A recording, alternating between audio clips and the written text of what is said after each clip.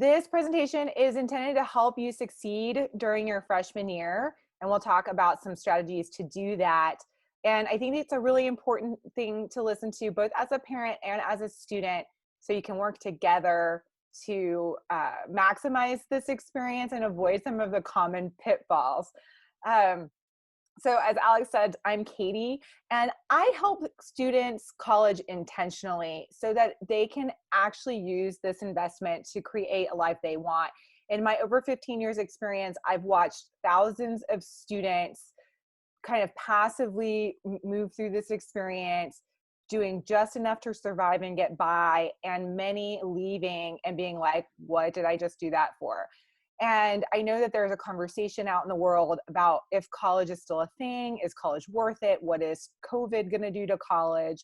And what I've observed over time is the students who intentionally engage with the experience get a lot out of it and really set a foundation to build a life that they want, because they extract from the experience real skills and relationships and experiences that can launch them into a life that they want, as opposed to students who sort of passively go through and tick off the boxes, who find often that they just have a diploma to show, but they don't have the substance and skill sets to actually pivot and build a career once they leave. And so I'm a firm believer in the experience, but I think sometimes we aren't taking advantage of it. And so I hope to help you do that today. So why college? And I started to get into this a little bit, but I want to dig a little deeper. Why college? I see college as an opportunity to expand your knowledge, develop your skills, gain experience, and build a network. It is no longer about going to a brand name school and picking the exact right major, getting a 4.0, and then that is a fast track into the job of your dreams. It is much more about developing yourself personally and professionally. And these are really the four things that a college is a real great incubator for. I think both if it's a virtual experience, as it might be this fall, or if it's a live in-person experience as it's traditionally been. This is essentially, and I'm going to stay here a minute because I want everyone to take in all four of these things. This is essentially what the college experience is. It is a chance for you to have a controlled environment where you are getting all of these things all at once. Now, there are a lot of other ways to get these four things, and you will continue to develop these four things as you move through life. But this is a way to fast track it and to launch when you are starting out, especially as a young adult, or if you are an adult who hasn't had a lot of skills development and education and experience. It's a great way to get all that. So why do you need these four things? Well, they provide you with the tools you need to live on purpose and prepare for future opportunity. As we know, there's a lot of uncertainty, right, in the future economy. And I'm assuming since you've worked with Alex, you're probably familiar with her pivotability ideas, that you need to be pivotable. And the thing is that this uncertainty makes people uncomfortable, but it's an opportunity to do work that is aligned with your skill set and your unique combination of skills. There's some projections that the economy of the future is going to rely largely on our skill sets and our ability to take our skill sets and use them in a variety of environments that might be freelance work, entrepreneurial work, or jobs that don't yet exist, rather than the 20th century model where we were going to college to enter into jobs that we knew existed, mostly professional managerial type jobs. And so because of this, it is absolutely important to use the college experience to get a wide range of skill sets, like build up your natural superpowers so that you have the ability to see opportunity and take advantage of opportunity that you might not know is coming. So there are a lot of mistakes that students make where they miss the opportunity to really refine down these four areas. So I want to spend time in this presentation. The meat of this presentation is really to talk about the top four mistakes and a few ways that you can fix them right from the get-go so you don't fall into the traps and the tropes that a lot of college students fall into. So the first mistake is disorganization. And I think that this is one we all know and we struggle with even in high school. But when I work with students who are in their first semester, especially feeling immensely overwhelmed, some universities report 70% of their students experiencing anxiety and depression. At the source of that overwhelm, of that sense of stress and anxiety, is disorganization. Either it is physical disorganization, like their papers are on the bottom of their backpack and they don't know how to function. They've never gone into Canvas or Blackboard or whatever learning management system your college is utilizing, and they're not really sure when things are due, and they're overwhelmed that they are dealing with 5 professors that are doing things radically different. It can be that level of organization, or as simple as not having a calendar and not scheduling tasks into a calendar. And so, of course, the fix is to commit to a system of organization that works for you and then stick to it. So the mistake I see students making is either they don't have a system, or they're trying to adopt someone else's system that doesn't really work for them. Like, you should do Pomodoro because that's what works, or you should keep a Google Calendar because that's what worked for me. And maybe it's a combination of these different systems. And so I recommend that you get a system that works for you and you stick to it, because I've seen students who will start the semester off strong.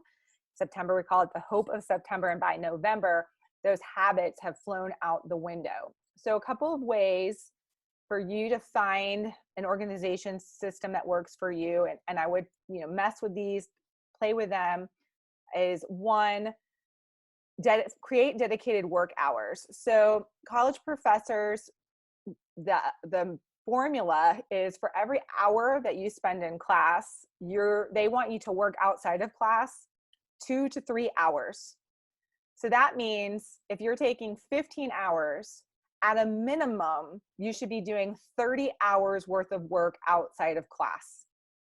And that work includes not just completing a homework assignment, but also reading, studying, talking to them during office hours, thinking about the material. To truly know the material on an A level of mastery, you have to work on it at least 30 hours a week if you're in 15 hours.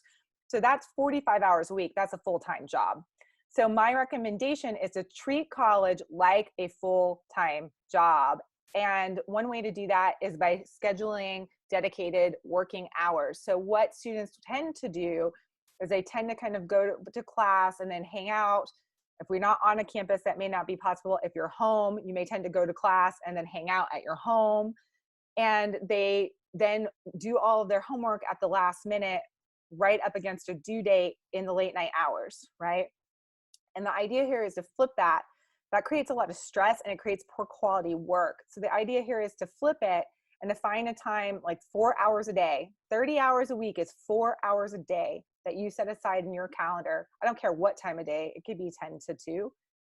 It could be 2 to 6, right? Whatever time works for you, as long as you're getting good sleep. And do your work during that time. Take breaks and things. Otherwise, well, you get crazy, right? But do your work during that time. And you could maybe have 2 hours here, 2 hours there. But the idea here is to create work time that has boundaries around it, that is sacred for working on school. The other thing, of course, is keep a calendar. This can be a virtual or paper, but a calendar is not only for due dates. So what I see is students will have a calendar, but the only thing that they put in there is important dates. My paper is due on September 15th. My mom's birthday is October 12th. What I'm wanting you to do with your calendar is to actually have a day planner. So I like Google Calendar for this purpose. Sometimes you have a calendar in the learning management system at your school. So learning management system is how your professors are going to work with you online. That might be something called Canvas or Blackboard or Moodle. Those are the top 3. But I want you to actually have a calendar, and I want you in your calendar to say at 2 o'clock on Tuesday, I'm going to spend 30 minutes brainstorming my paper. And then at 3:30, I'm going to take that to the writing lab. And then at 1, I'm going to write a rough draft, right? I want you to actually schedule time in your calendar to take care of your tasks. So what a lot of students will do is have a big, long to-do list and an empty calendar. And then they look at that to-do list and they feel super overwhelmed by it. And then they freeze and they go take a nap. or they go on YouTube into an endless pit for hours. I don't want students to do that, right? So I want them to figure out ways to give their tasks dedicated time in their schedule so that tasks don't overtake their life. One trick for doing this is both prioritizing, picking one big thing to do a day. One big thing to do a day. If you do one big thing every day, you get 5 to 7 big things done a week, right? So one big thing to do every day, and then batch your work. So rather than like having YouTube up and Instagram up and you're texting with your friends and you've got like you're doing biology and you're kind of writing notes over here on something else and talking to someone, I want you to spend 30 minutes or an hour on one task. It will make you more efficient, and that's batching your work. I'm going to spend 2 hours on biology. I'm going to just do it. That way your brain, we don't multitask. That's a myth. We move between tasks really quickly. But every single time you move between a task, you actually takes your brain a little while to get back on track. So batching helps to minimize that time it takes for your brain to get back on track. Okay. The second mistake is not learning. Nobody learns in college. The second mistake is not learning. So what you can do, I want you to focus on learning instead of on grades. What? Somewhere between 5th grade and college, we start focusing on grades and we stop focusing on what we learn. And then it makes making good grades the most miserable experience ever. And so I want to bring the fun back in learning. College should be fun. And learning in college should be really fun because you should be doing something you're into. And we'll talk more about that in a minute. 5 ways to make learning the focus. If you make learning the focus, the grades will be a natural outcome. So it's not that grades don't matter and all that kind of stuff. I want you to make good grades. But if you focus on learning, then grades are an afterthought. You're going to get good grades. If you focus on grades, you're not going to learn. You might get a good grade, but you will have nothing to show for it in a few months. And you go into another class where you actually did need that content. There's a prereq, right? You need that content to succeed, and now you're struggling. And this is how students start to struggle and get behind and overwhelmed as they move through the college experience because they don't learn. So 5 ways to learn. Attend class. Even if it's virtual, don't put up a fake picture of yourself and pretend like you're there. Actually be there and engage. Sit in the front, participate, ask questions. You'll be that alone. I'm telling you, if you do that alone, you do nothing else I say in this whole presentation, you'll at least pass with C's during college. If you just do that, sit in the front, even if it's in the Zoom world. If you see how I'm up in the camera instead of being like this, makes a big difference in my engagement. If I did the whole presentation like this, you'd be like, what, right? So I want you to be like this and attend, engage, ask questions, put stuff in that chat if it's virtual, raise your hand and talk if it's live. That is the secret sauce to success during college. Every professor will love you. The second is to complete assignments when they are assigned, not when they are due. So what I mean by this is the moment you're in class and your professor says, I'm going to give you a paper, I would like it in 2 weeks. Don't do it in 13 days. Start it that day. Professors create assignments, due dates, they don't just like pull random dates out in the air from the air. They assign them based on how long they think it will take you to create a high level assignment. So if they give you 2 weeks to do it, it takes 2 weeks to do it. So you want to start doing them as when they are assigned. This allows you to ask for help. This allows you to think about it, and it allows you to do your best work. Not the best work, your best work, which is the goal. The third thing I recommend is to read, and everybody's like, oh, reading, but the reading is not for looks. It really makes a huge difference. I teach history. I can tell who reads and who doesn't, and the people who read make A's, and the people who don't. So that's a huge one. There are ways to read strategically, and I'll share some resources on how to do that. Visit office hours, whether they're virtual or live. That is the best way to build relationships with your professors, to gain mentors, but also to get clarification and deepen your content. Also, you'll enlist them as a supporter in your college experience, which you cannot ask for a better supporter. The number one thing students regret is not building relationships with professors once they graduate. So that is one of the number one things they regret. The third is use academic support. So use resources like mine or outside providers like tutors or me, or their support on your campus. The campus has a ton of support and very few students use them because they believe that academic support is for people who are failing, because that's kind of how it's set up in grade school and in high school and college. Academic support is for people who make A's and B's. The people who make A's and B's are the people using academic support, people going to tutoring, people going to SI. It is not for people. It's a lifestyle. It's a way of deepening learning. It is not for people who are necessarily failing. Now, if you're failing, use academic support, but that's not a sign of failure. Okay, we'll move on to the next one. Mistake number 3 is picking the wrong major. I cannot emphasize this one enough. If you hate your major and you are just doing it because someone told you you should, you are going to have a miserable college experience. You're going to be unmotivated, unfocused. You are not going to thrive in your classes. You're going to look to your left and your right in your classrooms. If you get to be in a live classroom, you will eventually be in a live classroom, no matter if this fall isn't in one. And you're going to be like, these people are not my people. Your right major is critical. The fix is to pick a major that you love, because it is interesting and fascinating and nurtures your skills and your potential, not because it leads to a job. There are very few majors that lead directly to certain professions. And you know them: teacher, nurse, accountant. Those are majors that have specific certifications. Yes, you do need to major in those things to do them, although there's ways to get certified even if you don't major in them later. But most majors lead to multiple jobs, and a lot of those jobs don't even exist yet. There's some studies that say, Alex, correct me if I'm wrong, but up to 50% of the jobs are going to exist in 25 years don't exist yet. So that means you have to pick something that hones your natural talents and skills and that you can be good at, over something that sounds like it leads to a job that might be secure and make money. Okay, so 5 ways to pick the right major. When you look at your degree plan, it's cool if you're not excited about the general education classes. That's normal. But it is not cool if you look over in the major class column and you start to feel dread about taking most of them. It's okay if there's like a weird math class in there and you're like, oh, I don't want to take that one. You might just need to get extra help with that one.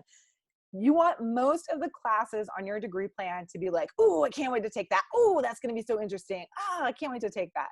How cool. You want to be interested in what you're going to take. You want to admire your professors in the major. If you're in your major and you're like, can see who you want to be in 30 years, are interested in what they're working on or doing, that's a good sign. You want to be motivated to learn.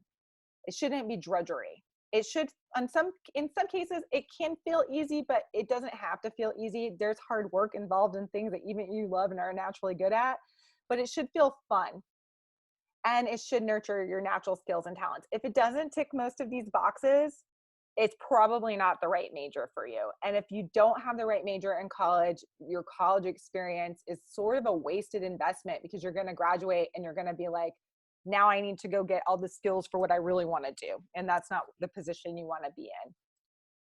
Major, I've seen students turn it around. I've seen students go from failing, having no friends, hating college, being super anxious, and only changing to the right major and seeing a 360 in their performance, having them go from D's to A's, from no friends to founding organizations. The major is very important, and not for the reasons we think.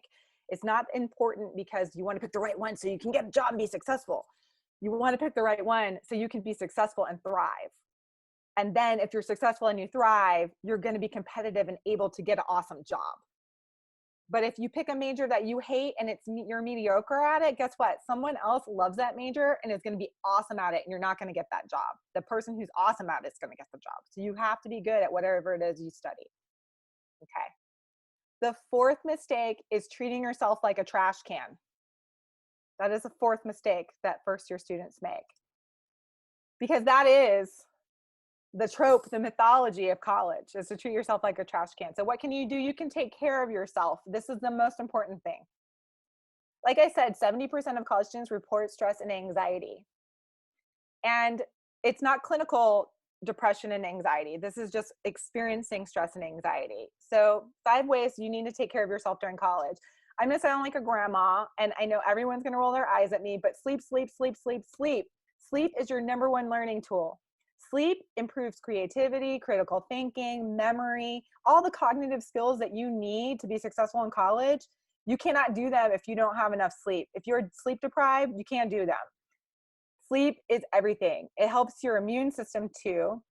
And if you do physically go to college, even if we weren't in the middle of a pandemic, colleges are petri dishes, and a lot of students do experience a lot of illness in the first semester because they treat themselves like a trash can and they deplete their immune system so much that by the end of the semester, if you've ever seen anyone go off to college, they're kind of frazzled. And this is partially why. So sleep. Practice self-compassion. Self-compassion is treating yourself with the same acceptance and compassion that you would treat someone else with. So it's getting rid of that negative self-talk. Oh, I failed, I must suck. Oh, I'm not making any friends, something must be wrong with me. Like all that negative talk is one of the worst things you can do for yourself in college. Practicing good self-care. So I'm not talking about like going to the spa and doing a mask and all that kind of thing. I'm talking about like drink enough water, eat good food, exercise, bathe. Let yourself have a chance to breathe, do things that help diminish and keep yourself in healthy stress levels. Learn to say no.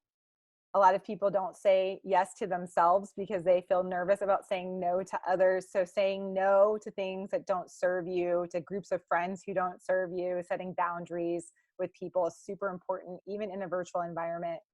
And the fifth one is to protect unstructured time. So if you create a dedicated work day, then you can have time to hang out and do nothing and go on YouTube and like watch Netflix or scroll Instagram for 5 hours if that's what you want to do, right? Or take pictures of yourself on Snapchat in the filters. Whatever you want to do, I don't care. But create time and protect it. Instead of just having all of your unstructured time be you having guilt about that paper you should really work on, if you can set up dedicated work hours and work on that and then have dedicated free time, then you have free time that's truly free and restorative and fun, and you feel less like you need to scroll whatever it is you scroll when it comes time to work because you've done that. So you want to give yourself an opportunity to do those things.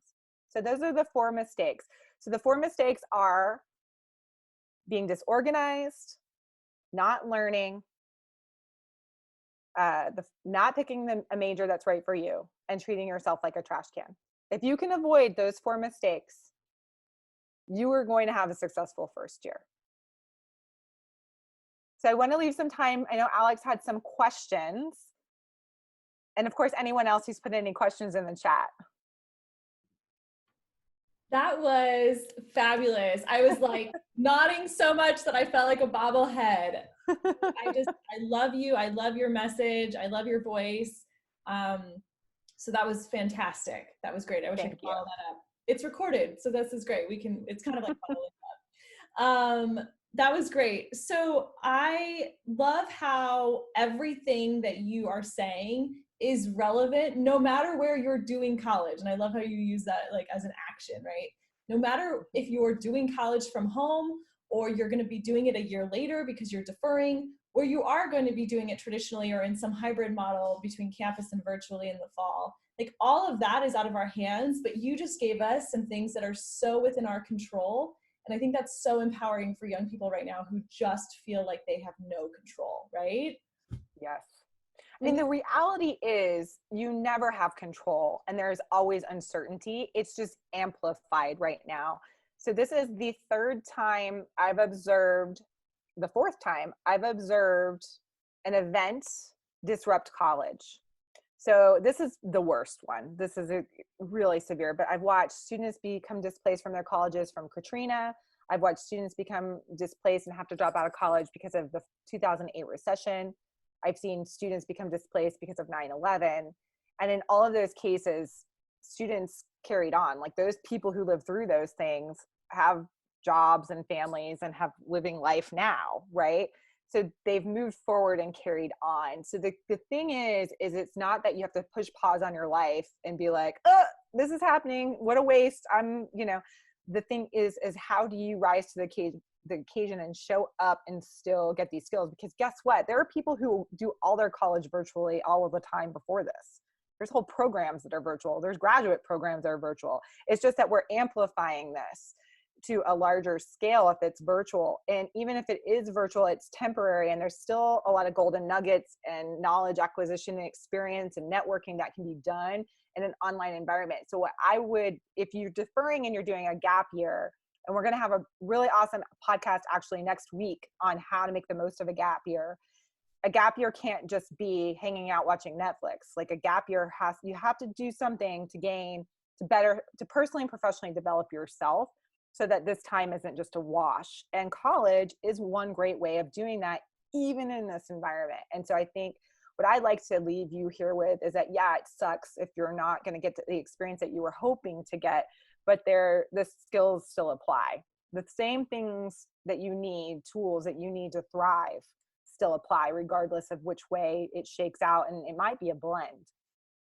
Yeah. And I think, you and I have always preached adaptability and flexibility, right? Like that's really, those are some of the best skills you can learn as a young person. And I mean, as an adult, I guess we're still figuring that out. And it's unfortunate that it takes a pandemic to really hone those skills, but I'm quite optimistic about what skills this generation is sort of being forced to learn very quickly. I think these are skills that we actually want people to have in the world today, right? This flexibility, this agility, the pivotability, my made up word. Yeah, so I do want to because I'll be honest with you, I'm hearing from business leaders and from university leaders about the changes that they're making. Not a change I've heard is something they weren't already planning to do. It's just that this environment has given them the opportunity to do it. So all of these things were going to come. It's just amplified and accelerated. And so this idea that we are preparing for future opportunity rather than following a linear pathway is really important, because they are starting to pivot to the world that we're actually going to be living in instead of a 20th century world. And so we were moving in these directions anyway. Right. Exactly. With online learning, with test optional platforms and so many other things. One of the biggest questions that I've been getting in meetings over the last few weeks is around taking advantage of all these virtual things that are popping up. And it's kind of hard to keep track of everything. If you've got virtual advising or virtual orientations or a mixture of virtual and hopefully in-person orientations later in the summer, what would you recommend students do to really take advantage of those opportunities? In some senses, I've found that admissions reps are more responsive during this time in isolation. They're responding more quickly to emails and things like that. So how can rising freshmen take advantage of those advising sessions over the summer? Yeah, I think one of the most important things to remember when you're engaging with the university is that it is not one monolithic thing, right? When you're doing admissions, you feel like it is. You're like, the university called me. The truth is that every office on a university is its own little world. And every office on a university has a very specific function, and they all play an important role in your success at a university. So if you're going to get a lot of onslaught and a lot of communication, even though they try to streamline it and funnel it all through admissions. The reality is what orientation is for you to familiarize yourself with your school, get classes, get registered, get your documents in, and so you're set up to take classes in the fall.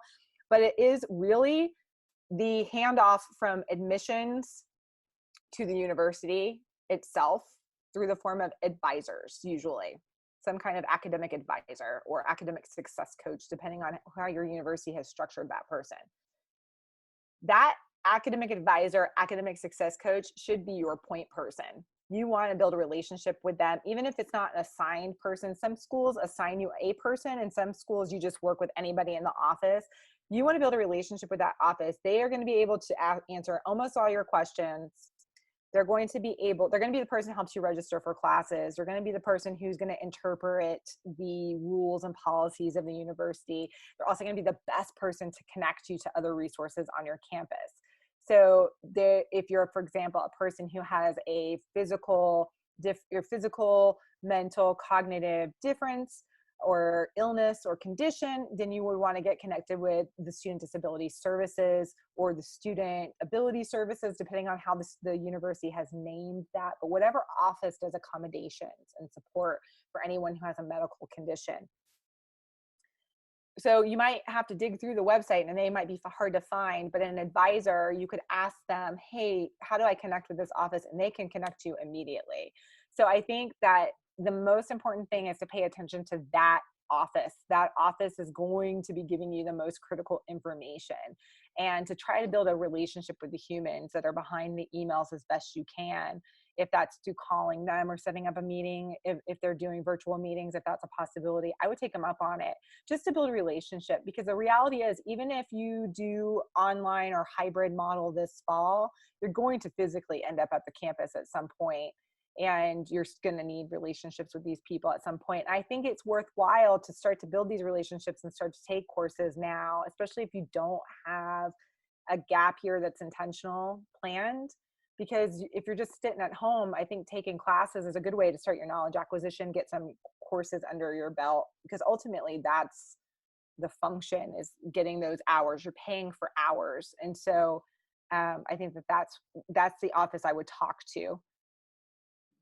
Yeah. So in other words, you're really doing the trade-off. If you've been communicating primarily with your admissions rep or your regional rep throughout the application process, you really are transitioning now to that academic advisor as your point person. Yeah. In some cases, you probably won't really ever talk to your admissions rep really again. You'll move over to the academic advisor. Sometimes it's a faculty advisor, depending on the school.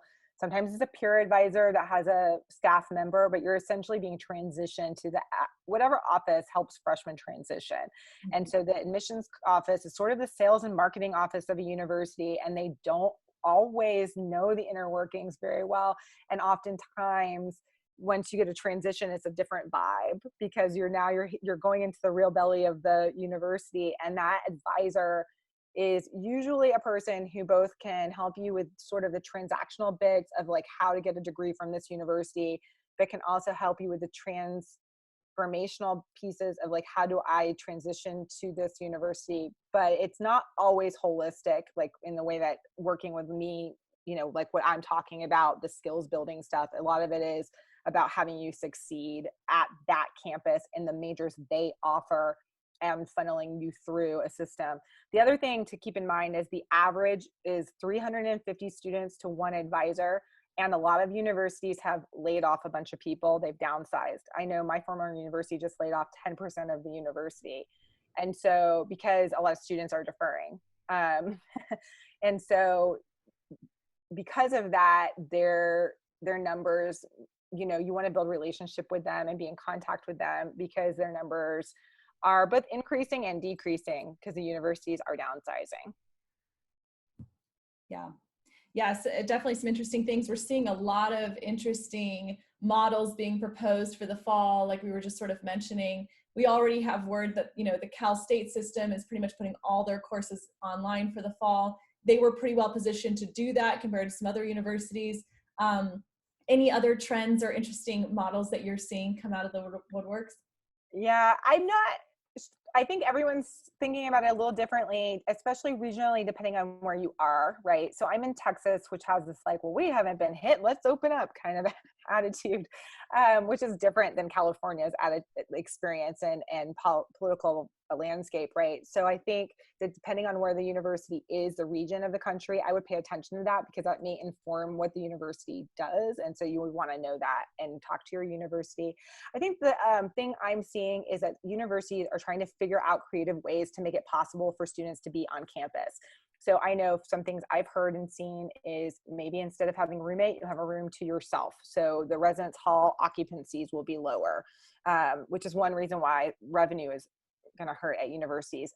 Making courses have cohorts. So maybe 10 students come to class one day and the other 10 are online, and then they flip. Having students only ever kind of moving with other students in groups, and simple things like having to go to class in a mask, having to have your temperature taken, right? Those kinds of things. So I think that the universities want desperately for students to come to campus, right? But they also want it to be safe environment for students, because they know that, you know, students, in the way that they live in very close quarters, and there could be impacts on their health, and they'll do everything they can to make sure it's safe.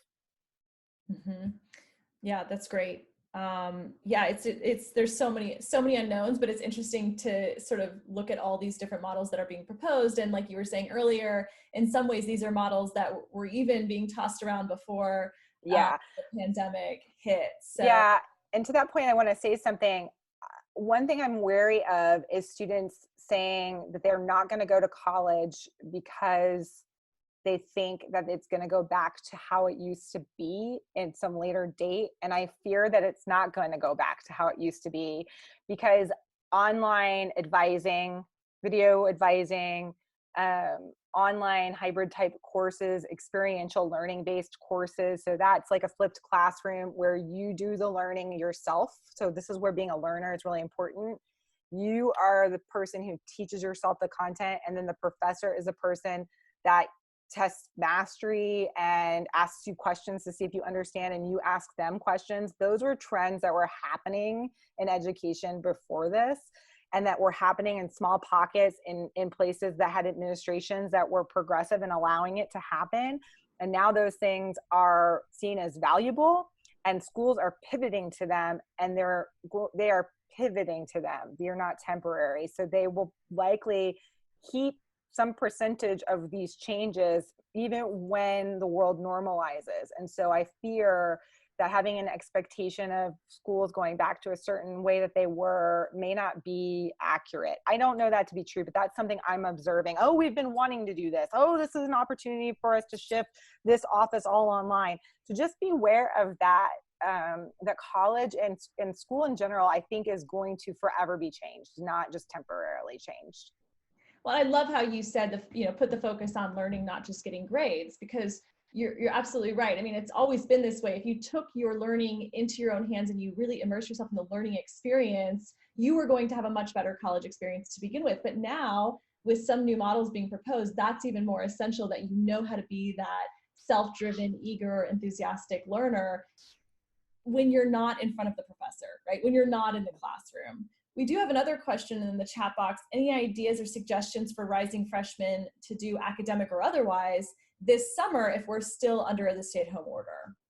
Yeah, so there are 7 ways that I've identified that students can actually start to gain some experience. I think academically, so universities, some of them have some programming, skills development programming. So for example, if your student is not strong in math, they need to work on their math skills. Your university actually may have access to software, some similar to something like Khan Academy, but more college level, to help them develop their math skills. So I would look and talk to your university about what kinds of skills development stuff is available. Some schools have that stuff available for all students. Some schools only have it available for students who don't test well, or don't meet the criteria. I would say that this summer, I know it's hard. You're 18, 19, 20, and you want to hang out with your friends, and it's a beautiful summer, and you feel ripped off, and all that sucks. And I feel that, I know that. However, you're also in a place where, in some ways, I think a cool opportunity to learn. So there are a ton of online resources. I know that Alex has probably shared of them, but there's online learning environments like, what's the one, the Edu So X? usually, yeah, edX, Yeah. Coursera, Udacity, Masterclass, yeah, Skillshare, right? Exactly. Yeah. There's all of those. So especially if you want to test a major, or if you want to refine a weak skill, I would recommend doing some of those vetted online courses. That's one great way. If you're creative, if you're going to be an art major, a physical major, or even a science major, start to think about what you're curious about. What do you want to create? What do you want to research? Can you make a portfolio now? Can you start to do some of this stuff now in your own time?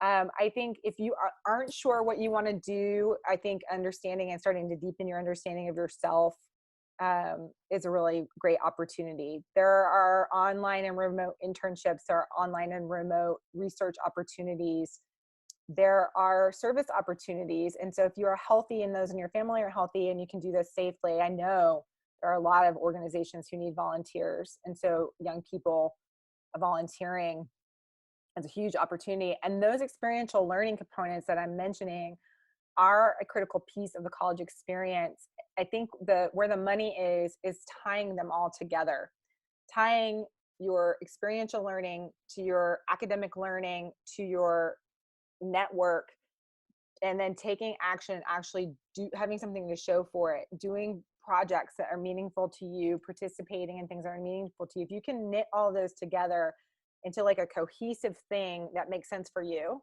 right, that showcases your quirks and your unique personality, then you are going to leave the college experience ahead of most other people. And so that could be, it could be really unique to you. Like I've had a student who loves biology and art and does like, you know, the anatomy drawings, right? And she's taking both of her loves and merging those together. And so I think you make it unique to who you are. That's where your superpowers lie. But I just think there are so many opportunities for you actually to do something. You don't have to do all those things. Pick one and do it well. I think it's better to go deep than wide. But I think there are a lot of opportunities like that. Well, and I know we've talked about majors before, you know, and do they matter? Obviously, you know, I love how you said they matter in college, because if you're not engaged, you're just going to hate your college experience, but they don't really matter in terms of correlating to a specific job, right? Like the world isn't that linear anymore. In most cases, yeah. Right. In most cases, exactly. So, you know, I do wonder what advice you give to students who during this pause are sort of like, I'm questioning the roadmap that I had laid out for myself, or I'm freaking out right now at the state of the world. And so more than ever, I feel like I need to pick that really responsible major. And Yeah. so I'm going to completely, you know, shed my dreams of majoring in art, for example. Yeah, I think it's hard to, I think you shouldn't make a rash decision because it's too soon to tell, right? I stand by the idea that there are a lot of art majors actually who have their employment right now and have online businesses and are selling stuff because everybody's home and they're looking at their house and they're like, I need to redo this room. Right. And so I think the idea and people, I think that every economic downturn puts somebody different out of a job. I think the myth that there are some jobs that are like sure things and some jobs that aren't is a myth. So for example, you know, when back in my day, being an attorney, there's a lot of pressure to go to law school. And then there's like a glut of lawyers and a lot of that work started to be online. And now you can just buy a contract online for $100. And it used to be you had to hire an attorney for, you know, 10 times that. So that seemed like a surefire thing, but because of technology and market forces, that became a less surefire thing. Dentists, right? That is always a really safe, lucrative career. Most dental offices have had to close because their work puts them at huge risk and they've had financial loss. So I don't know that you can make that judgment. I think that there are people who are thriving in this economy right now and people who are not. And I just don't know that. And I think it's different than the last downturn. So I really think that there's nothing that you can do to ensure there's nothing that you can do to ensure that you go to plan. So one thing I like to share with students is nothing ever goes to plan. Having a plan is one part of being prepared. But having a plan alone is not enough. You have to have the other pieces. And the other pieces are having a deep understanding and embrace of who you are, doing your very best work whenever possible, you know, making sure that you listen to your gut and making sure that you are always honing and developing you. And if you can do those things, the idea is that you can pivot. You can see an opportunity in the landscape. So for example, you have the person who owns Poopery. her sales started to decline because poopery is a luxury item. And if people are starting to save money, they stop buying stuff like poopery. And she pivoted and started making hand sanitizer. She didn't have that as a plan. She knew, she looked around at what she had and what her resources were. And she thought, how can I save my business? What can I do? What can I sell in this moment of need? Right. And she pivoted. That's what you need to do, which is why it's so important to pick something that you're good at, because at every time in your life, you're going to have to pivot. You're always going to have to like look and see, either because something external happens, or because you become bored and you don't like what you're doing anymore, or because an opportunity that was unexpected, that's amazing, happens. It's not always negative reasons that cause you to pivot. And so my advice to you is to really, before you make any decisions, take a minute. And I do have a course, a guided course that I teach called Life Launch. And we sit down, and I think you've probably been doing this work with Alex, but like really think about like what you value, what your skills are, what your interests are, what you're good at, and start to figure that out, and then make choices that are in alignment with that truth. Not, and then you'll always have a homing beacon. But if you are out here and people are like, you should do this, or you should do that, or you read this article and you start to feel anxious and you make a quick decision because it's what you should do, you've made the wrong decision. That's great. Anyone else who has questions, please post them in the chat box at the bottom of your screen. Another question though for you, Katy, who are the like need to know people or the need to know offices on a college campus? I know every school is structured a bit differently. When you need help, like, you know, when the poop hits the fan, Yeah. what do you recommend for first year students as like a go-to? Yeah. So I think the first person is really, like I was saying before, your academic advisor, your professors, you should know them. If you do get to live on campus, your RA and RD, so your resident assistant and your resident director. So there's usually a staff person in your hall and there's a student person in your hall. They're really good first line. If your health and counseling center on your campus, almost every college campus has a health and counseling center, and those services are available to you virtually too. They've all gone to telehealth. So that a lot of times students leave, almost every student has a handful of free sessions. Now those aren't meant for long-term care. So if you do have a diagnosis and you need long-term care, you want to make sure you have your medical providers. If you are going away to school, you want to make sure you get new medical providers that are local to wherever you're going to school, so that you have that support network if you need it. But also have a relationship with your health and counseling center on your campus. Disability services, or whatever that office is called, a lot of people are starting to change that language. So that's kind of the old term for that office, and it's shifting. And then I think those are it. So your advisor, the health and counseling center, your professors, any like tutoring or supplemental instruction or academic labs on your campus. So it's usually a math lab, a writing lab, where you can get drop-in tutoring. And all of those services are becoming virtual. And that's something students have been demanding anyway, is virtual ways to do those office meetings. So this is a great impetus, because that's going to make those services even more accessible. That's great. And I know you have a lot of experience with running freshman orientations. Can you tell us a little bit about what students can expect, whether those happen virtually or in person, sort of like the major takeaways from orientation? Yeah, so the goal of orientation for your university, there are usually 3, and I'd be surprised if they didn't still try to hit all 3 of these, even in a digital environment. So the first is to get your classes. Make sure you're enrolled, because when you're not going to the university until you have courses, until you're enrolled in courses, that is matriculating in the university.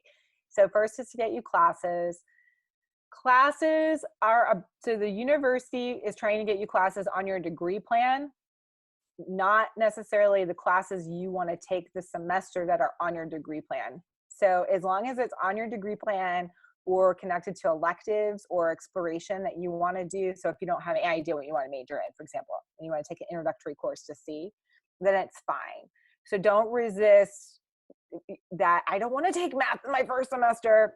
Take math your first semester and get the help you need so that you get it done, right? Just take the courses that are on your degree plan. So that's the first one. The second is to help familiarize you with policies and procedures of the university. So this is sort of the dry piece. Normally at an orientation, there's a parent and a student orientation, and the orientation physically separates the students from the parents, which is always really jarring to the parents. And like the students are like, yes, or some students are nervous though. And the reason for that is because they want your student to know what these policies and procedures are, because your student's ultimately the person who's responsible, because your student is an adult. And under FERPA, which is a federal law that gives them privacy rights at college, the university is going to communicate entirely with your student, even if you get a FERPA, even if you have access to their information, the university is still going to connect with your student, because the university, even if you're paying for tuition, the client is a student, not you. So just know that, if parents. So all that policy, all like their policy stuff, students are going to have to do. Getting paperwork in, any paperwork that you don't have in already, certain vaccinations, test scores, final transcripts, like all that kind of stuff, which I'm sure Alex is helping you with. And then the final purpose is to connect to the culture of the campus, traditions, spirit, making friends, meeting members of the campus community, because a really important aspect of college is becoming part of a community, becoming part of something larger than yourself.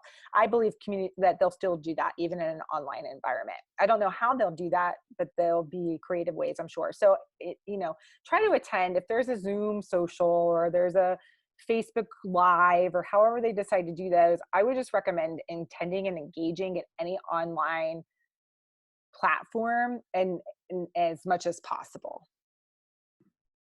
Great.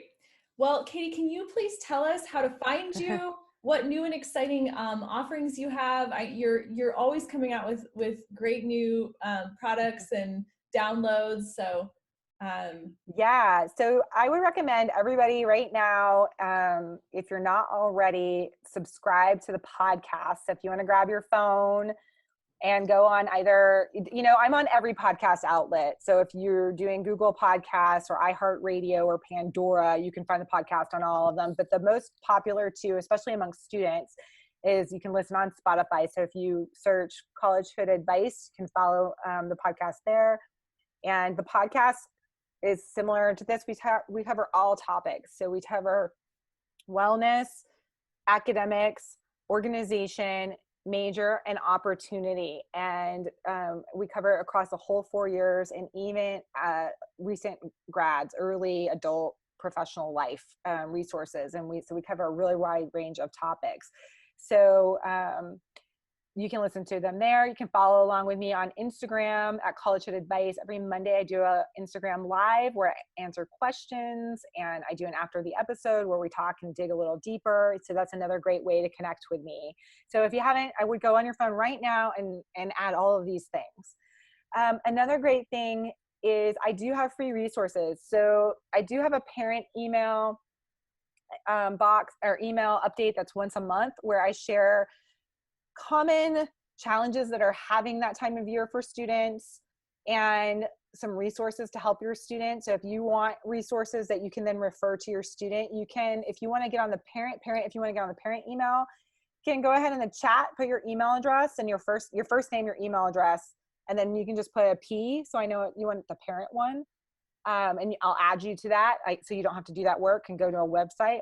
And then for students, I do have a playlist and a free download first year playbook that has 20 ways to, very similar to this, 20 things that a student can do to be successful in their first semester. And so if you got access to those, I can email those to you as well. You can give me your first name, your email, and put student, because I have different newsletters for parents and students. The student one is weekly, the parent one is monthly. Go ahead and enter that info there in the chat. Any questions about that? Okay. That's great. Yeah, these are awesome resources. Didn't you also recently put some specific resources about virtual learning on your site? Yes. So if you go to my website, and we can pull that up in a second, there is actually, I have a whole going to college during COVID resource. And when you sign up for when a student signs up for my email list, they get access to my resource library, which has got all kinds of free resources in it, from how to stay organized, how to, how to pick a major, all the things we talked about have a resource that's free and accessible. So when you sign up on my email list, you'll get access to all of those playlists and resources as well. So those are my free resources. If you'd like to work with me directly and have me talk to you about your specific transition to college, I do have consultations that I do with families. They're a 75-minute meeting, and we sit down and we talk about your child's particular history, and we come up with a plan. So we try to identify some potential places that students might have challenges, some opportunities that they should really pursue, and how to like maximize their experience, their investment, how to get involved even now during this virtual time, key resources on your particular campus, and answer your particular questions. And then you, in addition, so you get a 75-minute meeting with me now. I'll make an action plan for you. And then in your first 2 weeks of your semester, you'll get unlimited voice message or text message support from me using an app called Voxer. So if you go there and you're like, oh, now I have all my questions, you have an opportunity to ask me questions once your semester starts. So if that's something you want to learn more about, or you want to ask me questions about or talk about it, then you can contact me directly. My email is here, katy@collegefitadvice.com.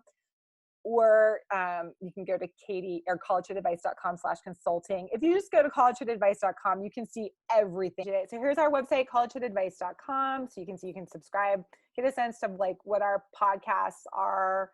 And then it's just primarily interview, but sometimes it's just me talking. You can see my services here. So the consulting, if you're interested in the smooth semester, you can go here to book. And then resources. So I have a lot of free resources for students. So you can see here the guides and playlists. There's one also for, you know what, the COVID one isn't up here. I will have to add it on this page. But I have the COVID one. So you can find everything here to give you a sense of the freshman one. Here is the you can download the playbook, and then also there's a huge playlist of all the episodes I want first year students to listen to from our catalog of episodes. We have 100 episodes, so I've kind of curated the top ones here that are helpful for freshmen. But of course, all of them are ultimately helpful. The other thing that I do offer, if you're not so worried about the transition and you want ongoing support for your student, we do offer an insiders membership that is wildly cheap. It's $10 a month. And students who are insiders get access to text and voice message coaching. So if a student has a quick question or question that's not necessarily related to the bureaucracy or policy of their university, but it's more about life and how to do college intentionally, and they can be a part of this, and they can ask me questions and get immediate and real-time guidance and support. And so, as well as some other merch and other perks for being an insider. So if that's something you want your student to have, really accessible coaching that they can get at any moment, the insiders is also available and super affordable. Fabulous. Love it. You have such great stuff. Thank you so much, Katy. Thank you everyone for joining us today on this Sunday. I appreciate you carving out some time. Hopefully it was helpful and informative. I certainly learned a lot. I always do when I chat with Katy. So thank you so much. And we'll be sending out the recording after we hang up. So be on the lookout for that. Thanks so much. Thank you so much for having me. Stay on in case there are additional questions.